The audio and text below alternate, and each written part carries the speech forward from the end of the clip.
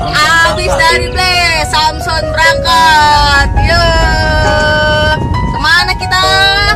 Ke NE. Ngejar apa? Ngejar BOG.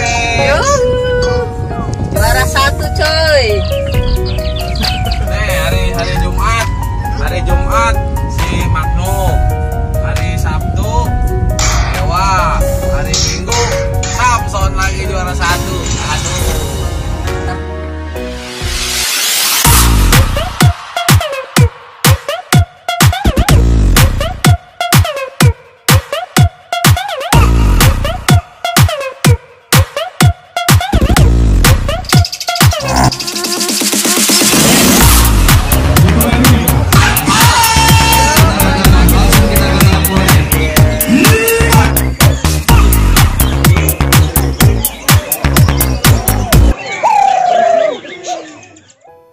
Assalamualaikum warahmatullahi wabarakatuh, Sobat Kicomania dimanapun Anda berada.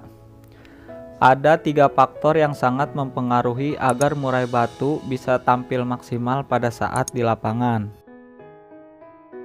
Yang pertama adalah pemberian ekstra puding, yang kedua adalah mandi, dan yang ketiga adalah penjemuran.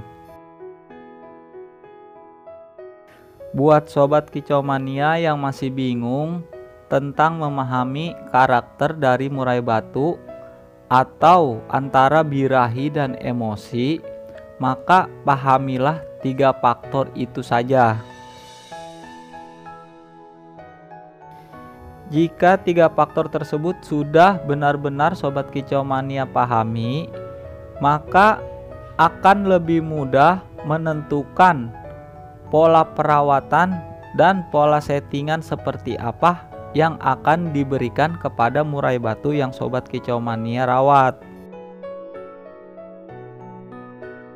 Faktor pemberian ekstra puding, kita harus menentukan dan menemukan murai batu kita cocok diberikan ekstra puding rendah, sedang, atau tinggi. Kenapa takaran ekstra puding itu berbeda-beda? Karena setiap murai batu itu berasal dari indukan yang berbeda dan memiliki karakter yang berbeda serta memiliki tingkat birahi yang berbeda-beda.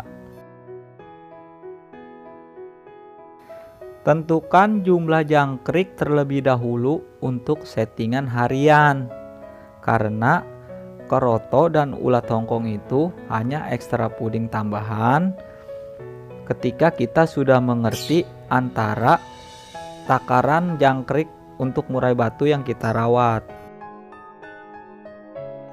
Ketika kita sudah menemukan takaran jangkrik untuk murai batu kita, lalu saatnya kita berikan keroto.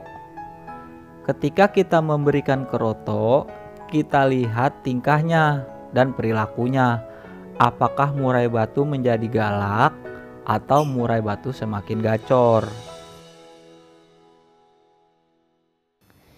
Jika murai batu menjadi galak, maka stop pemberian keroto. Tetapi jika murai batu semakin gacor, bukan berarti kita harus menambahkan porsinya atau bahkan memberikan secara terus-menerus tanpa memperhatikan dari perilaku keseharian pada murai batu yang kita rawat. Karena tidak semua murai batu itu wajib untuk diberikan keroto setiap hari. Ada yang seminggu 2 kali, ada yang 2 hari sekali, ada juga memang murai batu yang diberikan keroto setiap hari. Tetapi kita harus benar-benar memahami dan memantau tingkah laku kesehariannya. Untuk pemberian ulat hongkong, saya hanya memberikan 2 atau 3 ekor. Bahkan bisa sampai 5 ekor tergantung dari tingkat fighter pada si murai batu yang saya rawat. Bahkan ada juga yang tidak memakai ulat hongkong. Semua itu saya lihat dari tingkat fighter dan keagresifan murai batu pada saat saya ablak di lapangan. Pemberian ulat Hongkong itu saya berikan pas saya sampai dan saya ablak murai batu pada saat di lapangan. Langsung saya berikan UHA, tetapi saya mengamati dulu tingkah lakunya. Jika galak, tidak saya berikan ulat Hongkong. Tetapi jika murai batu masih dirasa aman, lalu akan saya berikan ulat Hongkong 2 atau 3 ekor. Saya tidak menunggu 2 atau 1 season pada saat pemberian ulat Hongkong ketika murai batu ingin kita naikkan. Karena ekstra puding itu efeknya membutuhkan waktu, bukan seperti kita makan cabai yang langsung terasa pedas.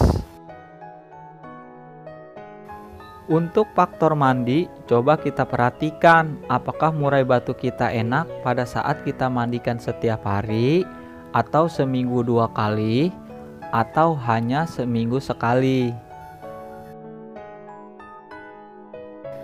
Karena mandi bersifat meredam, maka sebaiknya kita harus memahami apakah murai batu kita paikternya rendah atau tinggi. Jika kita memiliki murai batu berkarakter paikter rendah atau birahinya rendah, jika kita mandikan setiap hari, maka birahi dan emosinya akan turun terus-menerus. Tetapi jika kita memiliki murai batu berkarakter paikter tinggi, jika kita mandikan setiap hari, maka insya Allah birahi dan emosinya akan stabil. Jadi pola mandi itu juga harus kita pahami agar murai batu yang kita rawat, kita tentukan apakah mandi setiap hari atau hanya seminggu sekali atau seminggu 2 kali.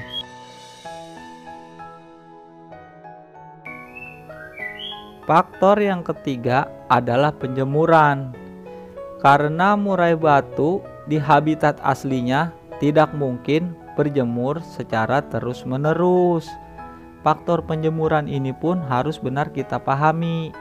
Ada yang ingin dijemur itu 2 jam, ada yang murai batu hanya dijemur setengah jam saja, ada yang tidak dijemur sama sekali. Dari mana kita tahu murai batu yang harus dijemur dan yang tidak? Kita lihat dari tingkat birahi dan emosinya. Jika murai batu memiliki paikter tinggi dan emosi yang tinggi serta birahinya tinggi, maka jika kita jemur dengan durasi yang lama, maka murai batu itu akan over dan murai batu akan menjadi galak, serta pada saat kita gantangkan dia jeruji, bisa juga ngetem bahkan sampai turun ke dasar sangkar. Tetapi jika kita memiliki murai batu yang paikternya rendah, maka kita bisa menaikkan emosi dan birahinya dengan dijemur dari yang terendah dulu, misal setengah jam, lalu kita naikkan menjadi sejam. Nanti akan terlihat hasilnya, enakan di 1 jam atau setengah jam, bahkan bisa jadi sampai 2 jam. Jika 3 faktor tersebut sudah kita kuasai dan kita pahami, maka kita akan mengerti apakah pemilihan bahan pada murai batu kita yang salah, apakah pola perawatan kita yang salah, dan apakah pola settingan kita yang salah. Oke Sobat Kicau Mania, mungkin ini saja pembahasan yang bisa saya sampaikan. Semoga video ini bermanfaat bagi kita semua. Setiap perawat burung mempunyai trik dan caranya masing-masing untuk menjadikan burungnya berprestasi. Selamat mencoba dan selamat mencetak burung juara. Wassalamualaikum warahmatullahi wabarakatuh.